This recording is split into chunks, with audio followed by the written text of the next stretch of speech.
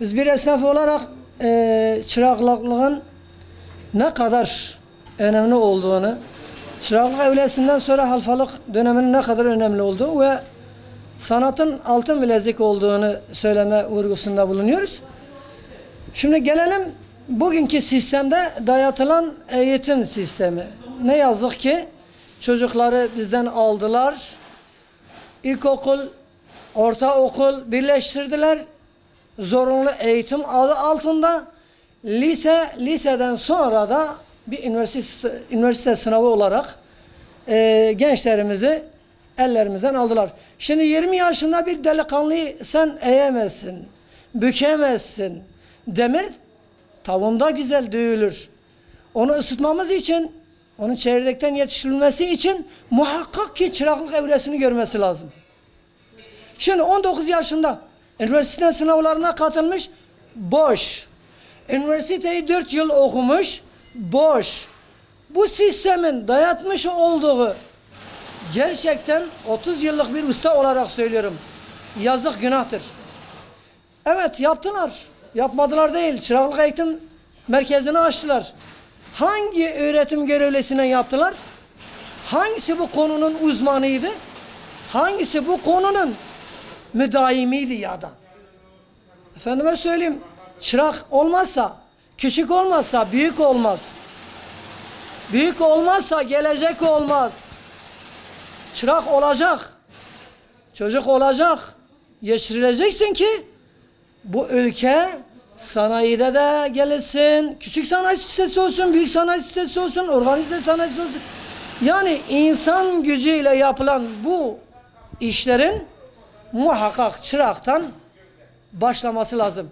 Nasıl ki bir ilkokul bir çocuğun geleceğidirse, ilk basamağıdırsa, sanatın ilk basaması da çıraklıktır. Sanayi korkulacak bir yer değildir. Altın bileziktir. Türkiye'nin 82 ili, vilayeti, ilçesine de gitsen bir esnaf istediği yerde geçimini sağlar.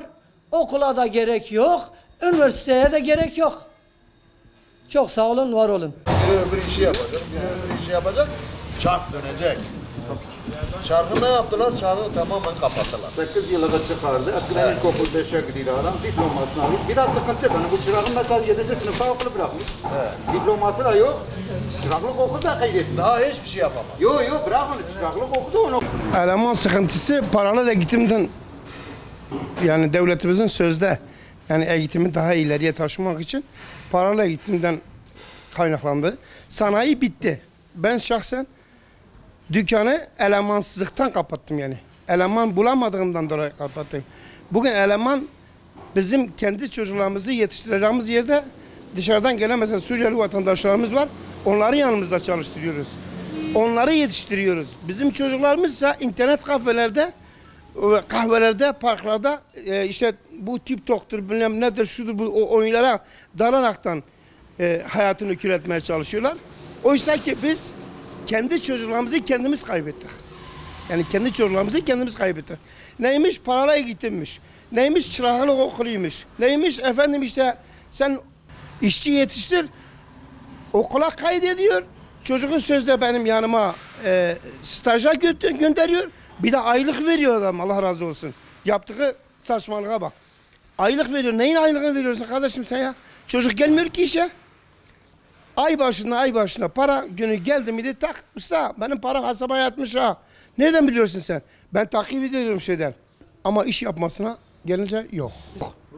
Onun takibini hiçbir görevli kimse yani. Belki sen veyahut öbürü. Kimse bunu ben bizzat kendine dedim. Dedim ki bunları belli yerlere iletin. Çocuklar gelmiyor. Çocuklar bu paralara, çocuklara zehir veriyorsunuz ya. Para için çalışıyor. Çocuk para için okula geliyor. Para için işe geliyor. Para için yetişmiyor. Para vermenin kardeşim. Devlet niye parayı veriyor çocuğa ya? Çocuğu okula kaydediyor. Ondan sonra diyor ki ben sana ayda bu kadar da para veriyorum, sözde yetiştirecek. Lan neyi yetiştiriyorsun sen? Sen adama zalim yetiştiriyorsun. Sen ortalığa vahşet yetiştiriyorsun. Sen ortalığa adam yetiştirmiyorsun. Paranla git. Sen gel ben sana para vereyim, Suriye gibi işte. Siz rahatınıza bak, biz yaparız. Sen rahattan bak oğlum. Sen git, bir şey olmaz. Ben sana okula kaydettim. Her ayda sana maaş veriyorum. İnternet maaşı ha, yani internet kafelerden çıkmayın. Yani doyurucu değil. Sadece internet kafelerde otursun. O çocuk 200-300 cebine koysun ya. İnternet kafelerde otursun. Bir tane dürüm akşama kadar yer. Ama burada gelip çalışmaz. Bizim dönemimizde biz öğleye kadar okula gelirdik. Öğleden sonra işe gelirdik. Şimdi sabah akşam yapmış. Çanta koluna, herkes yoluna. Bu internet kafe benim. Hangi kızla tanışacağım? Bu kız ne kadar maaş aldı? Kim ne kadar çaldı? İşte hocam ya benim zaten sana ihtiyacım var. Zaten okulda da kalmıyorum. Okulda kalmak yok. Gelen öğretmenler hepsini anlatmışım. Ben tabii iki öğretmenle kavga ettim yani. Ben dedim ki kardeşim bunları bazı yerlere bildirin ya. Abi bizi ilgilendirmez. Seni niye iyi? Tabii dedim seni ilgilendirmez. Sen de hesabına geliyor. Sen diyor bu okula açık kalsın. Paran ben maaşımı alım. Sağla başla. Zaten ben de okula gitmiyorum. O da zaten okula gelmiyor. Nedir? Ben stajyer göndermişim sanayiye. Eğitmek için, yetiştirmek için. Stajyer geliyor benim ayak üstüne atıyor burada. Neden? Ben stajyerim. Tamam oğlum öğren. Ben maaşıma bakarım. Ya neyi maaşına bakıyorsun oğlum? Devlet burada Türkiye'nin içinde gençliği köreltmek için, Türkiye'yi bitirmek için çalışan bir sistem var. Yani bu sanayi konusunda, eğitim konusunda. Eğitim konusunda %99 batmışız. Eğitim konusunda çocuklarımızı yaktık. Yani paralı eğitim bitti. Kadınlarımızı, aile yapılarımızı, sosyal hayatımızı bitirdiğiniz gibi çocuklarımızın hayatını da bitirdiniz. Yani paralı eğitimle bitirdiniz. Bunu niye yaptınız? Yarınki nesilden ne bekliyorsunuz? Yani yarınki nesilden ben şahsen bir şey beklemiyorum. Ben 83'te bu dükkanı açmışım. 16 tane adam çalışıyor. Bizim arkadaşlarla beraberdir. Yani ilgili beraber biz ortaklaşırken açmışız. 16 tane şahsiyetler yetiştirdiğimiz insanlar var. Şu anda çalışanlar var. Ona bizden sonra bir tanesi el kaldırsın desin ki biz bir tane çırak yetiştirdik. Göstersinler. Ben onların ayağını öperim. Yetiştiremezler. Çünkü internet kafeler dolu. Yani 10 tane bunun sanayide oto tamirci, dizel tamircileri varsa bizim yetiştirdiğimiz nesildir. Anlatabiliyor muyum? Ha, bizden sonra nesil yetişmedi. Çünkü niye yetişmedi? 8 yıllık bir dayatma, 8 yıllık bir eğitim bize çıkardılar. Şimdi bu dayatmayı bize dağıttıkları zaman önce, şimdi hep eskiyi konuşacağız. Önce çocuğunu ilkokula gönderiyordun. Öğretmen çağırıyordu, vallahi sayın velim, senin bu çocuğun okula elverişli değil yani, bu işin ayıbı yok. Yani adam var futbol oynamak ister, adam var saç almak ister. Ya ben tamam, ben Çevre Sağlık Koleji'ni kazandığım halde, biliyorsunuz yani 78-79 yıllarında böyle bir şey değil yani, ortaokul çıkışlı sınavlar vardı. Ben Çevre Sağlık Koleji'ni kazandığım halde ama içimde yağlı elbiseli bir usta gördüğüm zaman benim hayalim oydu. Hayalim okumak değildi. Anlatabiliyor muyum? Ve girdim, mesleğimde başarılı oldum. Şimdi çocuk 5 yıl ilkokulu bitirdikten sonra o çocuk okula elverişli değildiyse aile alır onu bir marangoz ustasına verirdi, bir tamirci ustasına verirdi. O adam da yetişir.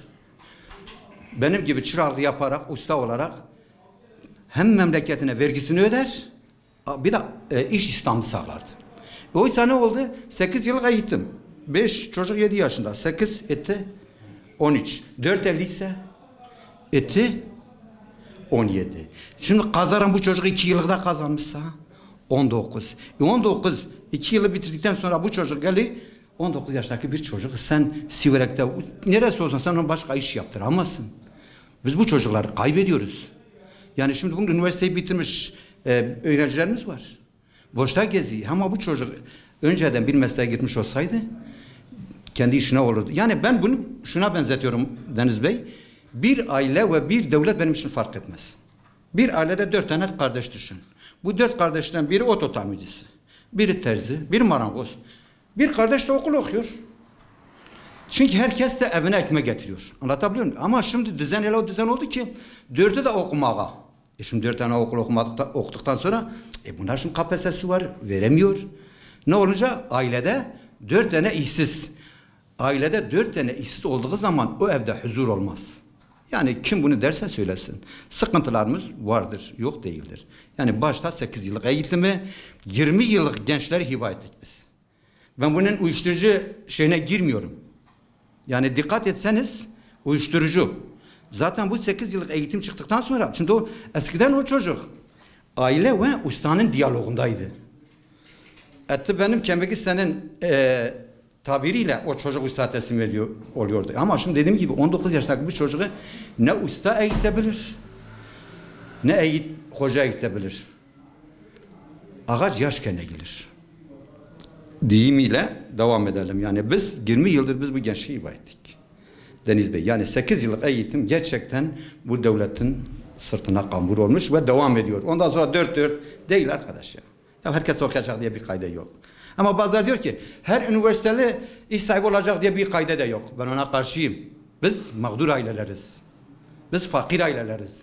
Biz bugün yani bir Çukurova gibi dönümlerle arazimiz yok ki benim çocuğum okusun da bir ziraat mühendisi olsun, sadece benim tarlalarıma baksın. Değil kardeşim. Biz fakir bölgede yaşıyoruz. Öyle bazıları gibi yani vay benim çocuğum okusun işte mühendis olsun benim tarlalarıma baksın değil. 8 yıllık çıktı. Tamam, bu çocuk okula gitti. 6. sınıfta okulu bıraktı. Sanayiye geliyor. Çıraklık okuluna kaydını yaptırmak için belgesi yok. Bu da ayrı bir sıkıntı. Yani bu bende var, fırıncılarda var, terzilerde var, sanayide var. Çocuk 8 yıllık bitiremiyor. Gitmiyor. Okuldan bıkmış, gitmiyor ya. 7'de bırakmış, 6'da bırakmış. Bu çocuğun şey de yok. Okur yazar belge diploması da yok. Çıraklık eğitimi de bunu almıyor. Peki bu çocuk ne olacak? Yarın bu dükkanı açtığı zaman en azından ustalık diploması isteniyor. Ustalık diploması olmadığı zaman da yani bir yere de gidemiyor. Onun için devletimiz acilen, tabii biz bunu hep 8 yıla atıyoruz ya. 8 yıl tamam adam, tamam okulda çocuğunu çıkardı sanayiye getirdi. Benim zaten sanayideki ustam da evine ekmek götüremiyor ki. Yani hep 8 yıla dayanmayalım. Bu bölgeye Deniz Bey acilen bak benim sanayimde farkındaysanız hep kopyacı, montajcı, değişen bir şey yok. Siz Urfa'da kalıyorsunuz, geziyorsunuz. Bugün Siverek'te niye bir Renault yetkili servisi olmasın? Niye bir Tofaş'ın yetkili servisi olmasın? Niye bir Otosan'ın yetkili servisi olmasın? Niye bir BMC'nin yetkili servisi olmasın? Bir Transit'in niye yetkili servisi olmasın? Tamam, sen çıktın karşıma dedin ki Hacı abi ben çocuğumu aldım sanayiye götüreceğim. Ya sana hep montaj.